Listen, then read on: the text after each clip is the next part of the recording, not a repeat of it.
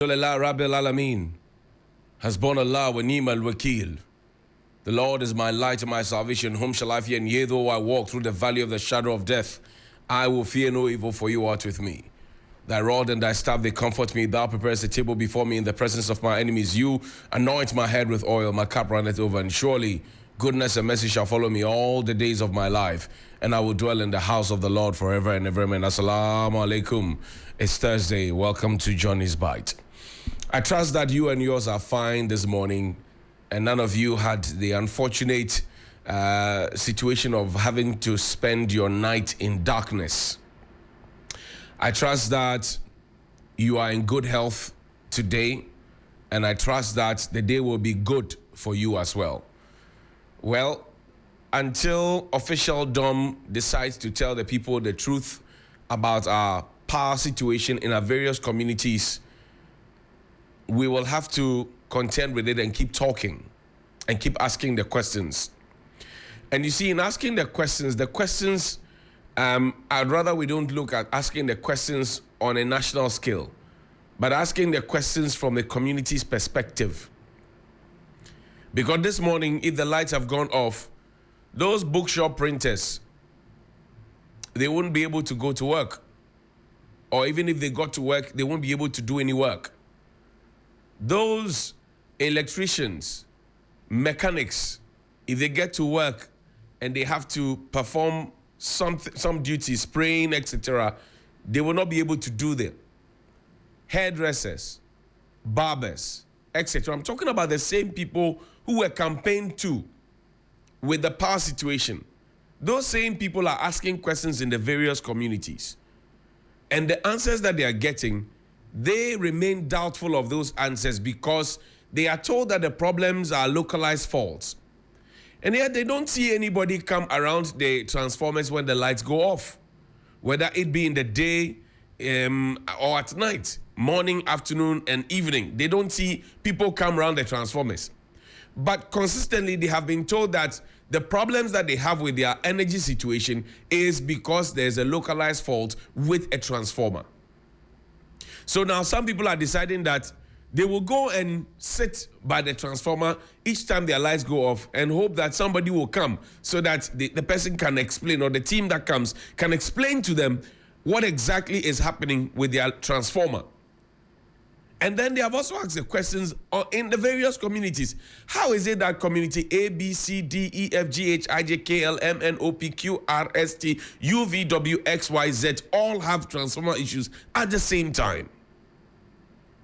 You see, if your mother is dead and you keep telling people that your mother is asleep, when night falls, people will go back to their parents. And then you will find that your mother will be nowhere to be found.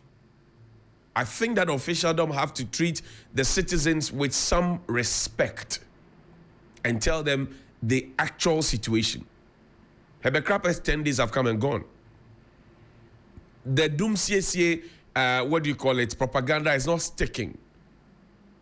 The blame on the opposition and suggesting that, well, we will not go into an era of doom sought by President Akufo-Addo on Workers' Day is not sticking because the Electoral Commission is providing generators for its people, really. For an exercise that ends at 5 p.m., we are providing generators. So we need to be honest with ourselves. We have to really be honest with ourselves because the power outages are taking a toll on people. It's taking a toll on businesses. And yesterday, there's a news item, interesting though, because if you read the international headlines, it talks about Societe Generale leaving Africa, right? There's one that talks about Societe Generale leaving Africa. And yesterday, I watched with interest as some people were busy saying, oh, professional Jeremiahs, this, that. They were the ones who were preaching that Societe Generale Ghana is leaving, and all of that. The MD said they did not put out that rumor. And you know that in every rumor, there's an iota of truth. The MD said they did not put out that rumor. But you also know that in every rumor, there's an iota of truth. That's the first one. Number two, The question stands, and which the MD did not respond to, whether or not Societe Generale is leaving or not leaving. Number one, he says they don't respond to rumors. That's fair. But there's the age-old, talk, or if you like, adage, that says that, look, to every rumor, there's an iota of truth. That's the first one. Number two, the question as to whether Societe Generale is leaving Ghana or not remains unanswered. And then three, he says that, the notice and the papers that we have seen out there, the documents, whatever it is, based on which the media went to town with the information, did not emanate from them. Well, are the documents theirs and did not emanate from them, so that because they may be theirs and did not emanate from them, it then makes the publication false? Three questions. Because there was verification that were done with serious people who were closer to the action, and they confirmed. So I'll say again that if your mother is dead and you keep telling everybody that your mother is asleep, when night falls and everybody goes to their mother, you will find that you are motherless. So three questions are outstanding. Is it true in this particular situation of SG that in every rumor there's an iota of truth? That's one. And what is the iota of truth in this matter? 1A. Number two, the question as to whether SG is leaving Ghana or not was not answered by the bank. 2B, why did it take SG so long for such false reportage, as they call it, to have gone round and gained grounds before they started to respond to it? Does SG no longer have a PR department that answers these things? Why did it take them so long? Question number three. The fact that the documents flying around and the information flying around did not emanate from them, does it necessarily make it false? I leave it here. But remember that if your mother is dead and you say she is sleeping, when night falls, everybody will go to their mother and you will be left motherless. Now, please play for me the veteran lawyer who once upon a time sat on the General Legal Council. He's a respected member of our Council of State. He's an octogenarian, I'm told. And he had a very interesting view. Please play that video for me.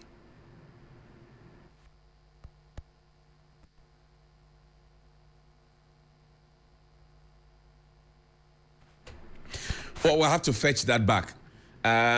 So then give me the presidency, the letter from the presidency, while we try and fix the sound issues. Give me the letter from the presidency, please. Now, there's the conversation about the SML deal. The Fourth Estate, Suleiman Abraham, Manasseh Azuri, Awuni, and the team, they took on this matter. And then they started the investigation. There was a back and forth with SML. The SML went to court, etc. The presidency eventually, led by the president, had to come and say that let us investigate this or audit this. So they called on KPMG, a respected international audit firm. KPMG came back to say that they needed some more time to do some more diligent work on the SML deal. And indeed, they were granted that time.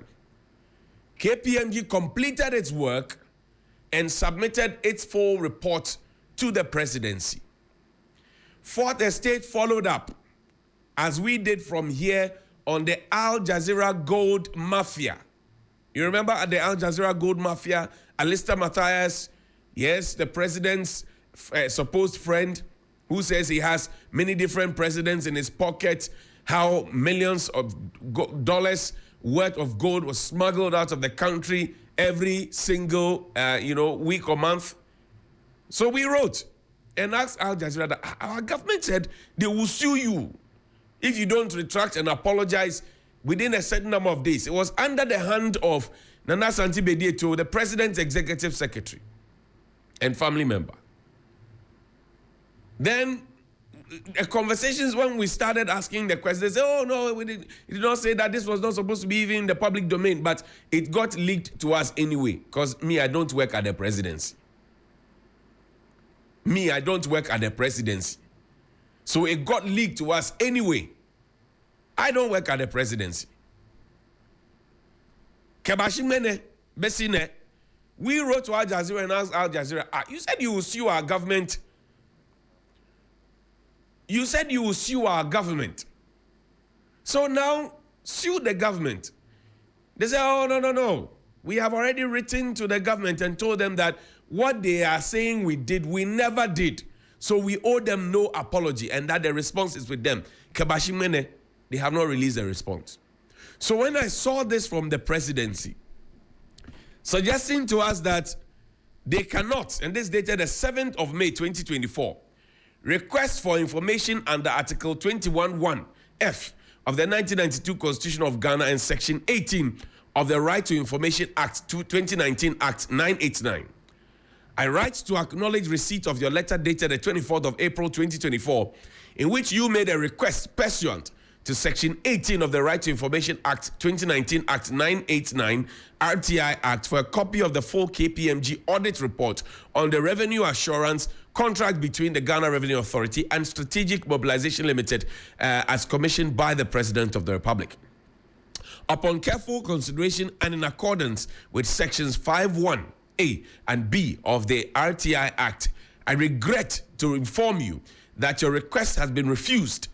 Section 5(1)(a) and (b) states that information prepared for or submitted to the President or Vice President containing opinions, advice, deliberations, recommendations, minutes, or consultations is exempt from disclosure, and that disclosure of such information will compromise the integrity of the deliberative process by revealing the thought process, considerations, and influence on decision-making reserved for the highest offices of the land. The full KPMG audit report comprises opinions, advice, deliberations, and recommendations that are integral to the President's deliberative process and therefore qualifies as exempt information under Section 5(1)(a) and (b)(i). Understanding the public interest in the GRA SML contract, the President has published the principal findings and recommendations of the KPMG report in a detailed press statement issued by the Office of the President on the 24th of April 2024. Thus, the public remains informed while respecting the statutory restrictions on specific disclosures. Please accept the President's best wishes. H.M. Wood is Chief Director, is signed for the Chief of Staff to Suleiman Abrahama, Chief Executive Director, Media Foundation for West Africa. If the Presidency releases the SML report, but as compiled and put together by KPMG, would the Presidency die? Because this is a matter of interest to the entire public. We have been told that, the portions of the report that the findings, the important portions have been put out there.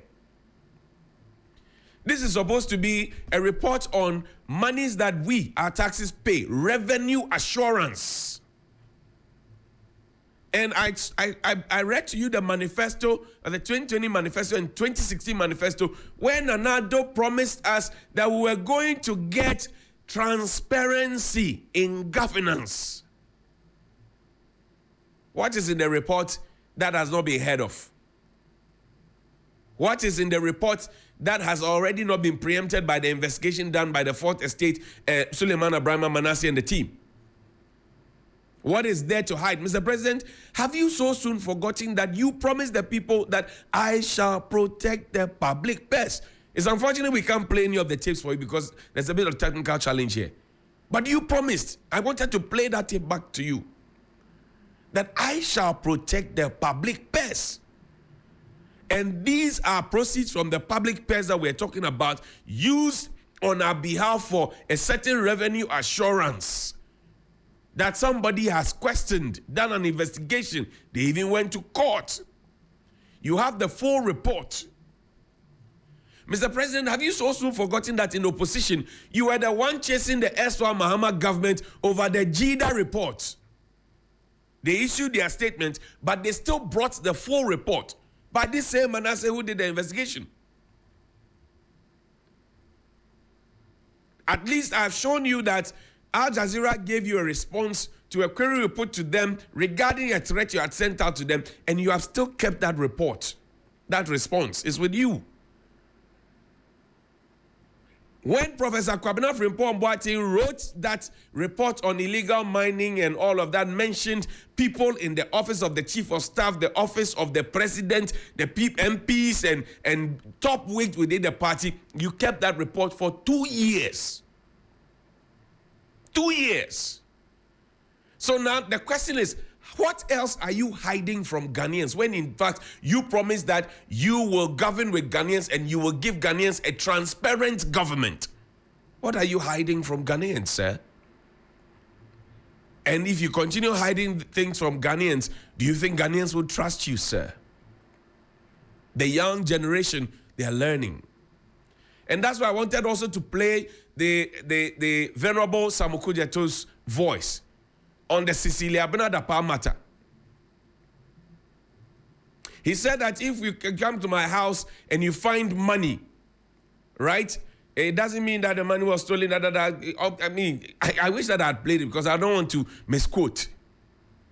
All I can say is that the younger generation are learning. And I hope that when the young generation have finished learning and have perfected the lessons that they got from senior citizens of the country, nobody will come back to say that this generation is different, because we are learning. And we are learning very, very fast.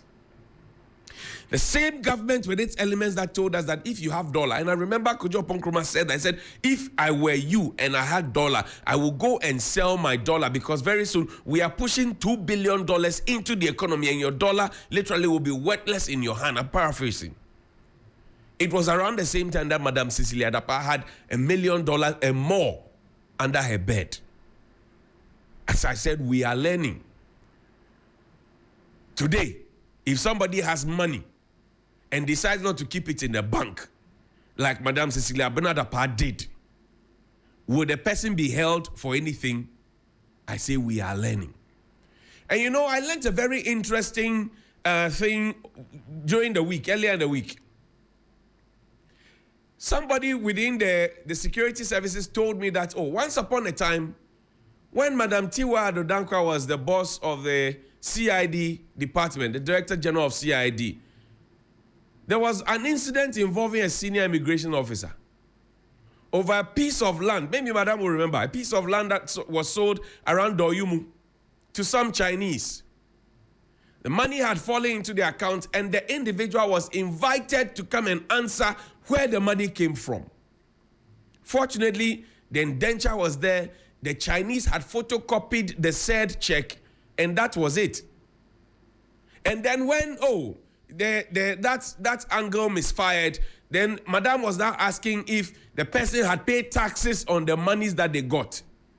Until the officer asked them, Madam, do you now work as the GRA? And that's what ended the matter. So now it beats my imagination when Madam comes to say that, she didn't have any, because there's a historical perspective right from within your place.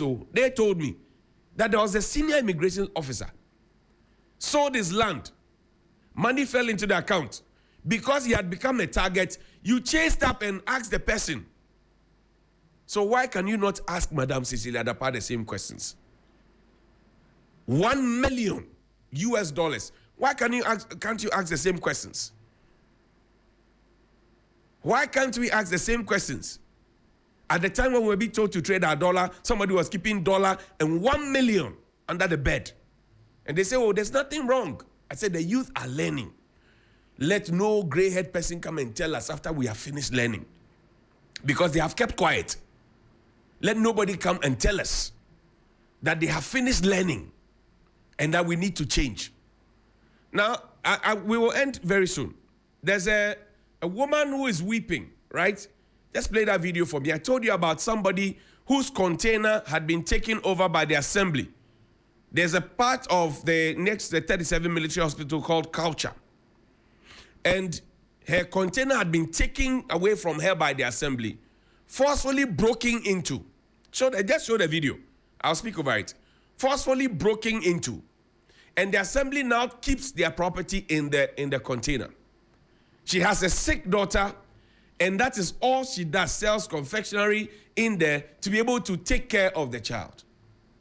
She broke down. She couldn't run the business. Assembly took over the container, and she has been begging the assembly to release the container. What I'm talking about, there's a petition that's been written to Shraj on this matter. The assembly promised a few months ago that we're going to give you 100 Ghana cedis per month. She said, repair the gate for me, because where I keep my things now at Pokwasi, somebody, the owner of the place, has come and he says, I should vacate. He said, no. The assembly is still keeping it. I'm talking about the municipal office around the Kaukudi area. I'm talking to you. I put out the full petition earlier. I'll put it up again tomorrow. Somebody's grandmother, somebody's mother. And you are keeping the things. Can you please show me the container? Somebody's mother, somebody's grandmother. You are keeping the things. And then she comes to the assembly, breaks down and cries. And that is even not enough to break your heart to say, please take your container and go away with it. They broke into the woman's container, forcefully entered. But because she has nobody, so they are taking advantage of her. Because she has nobody, so they are pressing her down. Because she has nobody, they are doing what they like, because we have power and authority. I thought that those who are powerful are supposed to help the powerless so that they are protected in society. That's the container. You saw the woman crying. Unfortunately, you can't hear the sound. So tomorrow, maybe if time permits, I'll play for you. I'll play it for you. So the assembly, the one at Kaukudi. I also, as the east or west, I've forgotten. It slipped me. Please respond immediately to this woman. Because the things that she said in the video, if you believe in African electrophysics, I am sure that sometimes you will be scared to drive in your car. Or because she poured it out. If you believe in African electronics, you would shake a bit. She said it. Why are we that wicked? And this morning, MCE will dress and go to work. You have seized a widow's container. She has a sick child she needs to take care of. Haji Ateni, sorry, eh? Sorry. Let's leave it here. Good morning. Please call me. 055-924-2717 and 055